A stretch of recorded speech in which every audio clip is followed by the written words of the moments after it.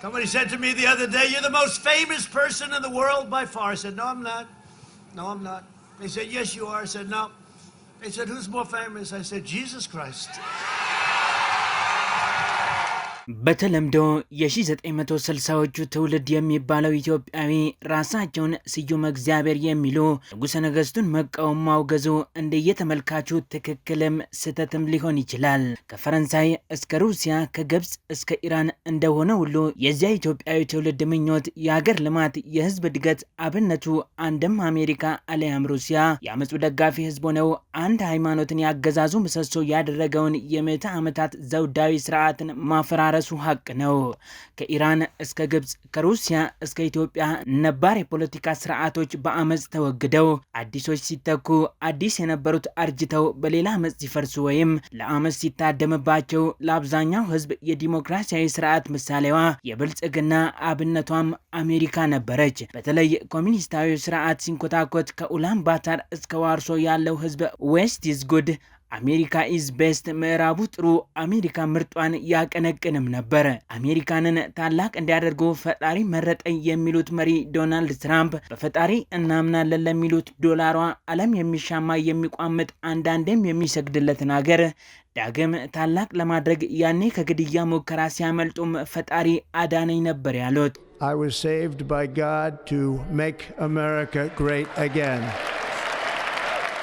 አሜሪካንን ዳግም ታላቅ ለማድረግ ፈጣሪ ከሞት አዳነኝ ያሉት ፕሬዝዳንት ዛሬ ግን መነጋገሪያ የሆነ በሰው ሰራሽ አስተውሎት የተቀነባበረ የኤአይ ምስል አጋርተው ወትሮም እንደለመዱትና እንዳስለመዱት የውዝግብ ማዕከል በመሆን የቀሰቀሱት ቁጣ እንደቀጠለ ነው። Many saw the image as blasphemous. Donald Trump has now deleted it, but said he wasn't trying to be Jesus. AFP እንደዘገበው የአሜሪካ ፕሬዝዳንት ዶናልድ ትራምፕ በሰው ሰራሽ አስተውሎት ኤአይ የተሰራና ራሳቸውን እንደ ኢየሱስ ክርስቶስ አድርጎ የሚያሳይ ምስል በትሩዝ ሶሻል ገጻቸው ላይ አጋርተው ከፍተኛ ተቃውሞ ገጥሟቸዋል። ከምስሉ ጀርባ ደግሞ የሚውለበለብ ትልቅ የአሜሪካ ሰንደቅ ዓላማ፣ ስታቹ ኦፍ ሊበርቲ ተብሎ የሚጠራው ሐውልት፣ ተዋጊ ጀቶችና ንስር እንዲሁም ነርስ የምትጸልይ ሴትና ወታደራዊ መለዮ የለበሰ ወታደርም ይታያሉ።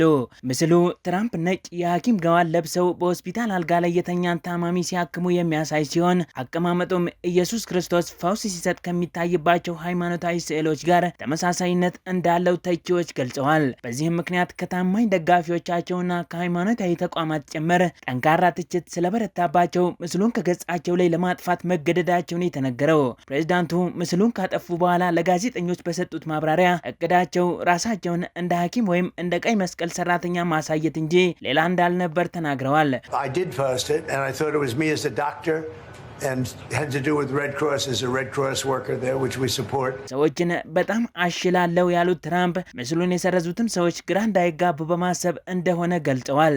ይህ አወዛጋቢ ልጥፍ የወጣው አሜሪካና እስራኤል በኢራን ላይ የከፈቱትን ጦርነት የተቹትን የመጀመሪያውን አሜሪካዊ የካቶሊክ ቤተክርስቲያን ሊቀ ጳጳስ ፖፕ ሊዮ 14ኛን በጽኑ ከወቀሱ በኋላ መሆኑም ትኩረትን ስቧል። ትራምፕ በዋይት ሃውስ በነበራቸው ቆይታ በፖፕ ሊዮ ላይ ላቀረቡት ትችት ይቅርታ ለመጠየቅ ፈቃደኛ ያልነበሩ ሲሆን በንግግራቸውም ፖፕ ሊዮ ስሁት ነገሮችን ተናግረዋል። እኛ ኒኩለር የታጠቀች ኢራን አንፈልግም በማለት አቋማቸውን አጽንተዋል። ፕሬዝዳንት ትራምፕ በሰው ሰራሽ አስተውሎት የተሰሩ አወዛጋቢ ምስሎችን በማህበራዊ ገጻቸው ሲለጥፉና ትችት ሲሰነዘርባቸው ይህ የመጀመሪያቸው እንዳልሆነም ያመለከተው ዘገባው ከዚህ ቀደም የዘውድ አክሊል ደፍተው ራሳቸውን ንጉሥ አድርገው ያቀረቡበትንም አስታውሷል።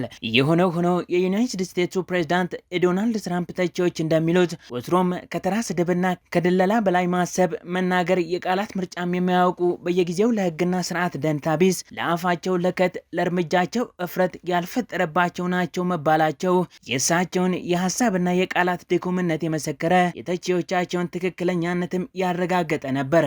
የትልቂቱ ሀገር መሪ የ79 ዓመቱ አዛውንት ብዙዎች እንደሚሉት ዘንድሮም ቅጥፈት፣ እብሪት፣ ማናሃለኝነት እንደወጠራቸው ሲሆን ጠዋት ያሉትን ማታ ለመቀየር አያፍሩም። ህግና ስርዓት ማክበር ቀርቶ አያውቁም እንደተባሉ ኔታንያሁን አይዞ ብለው በድርድር መሃር ኢራን ላይ የለኩሱትና እግዚአብሔር ይደግፈዋል ያሉት ጦርነት እልፎችን እንደ ቅጠል እያረገፈ አካባቢውን እያጋየም እንደቀጠለ ነው። If I do something wrong, I think I just try and make it right. I don't bring God into that picture.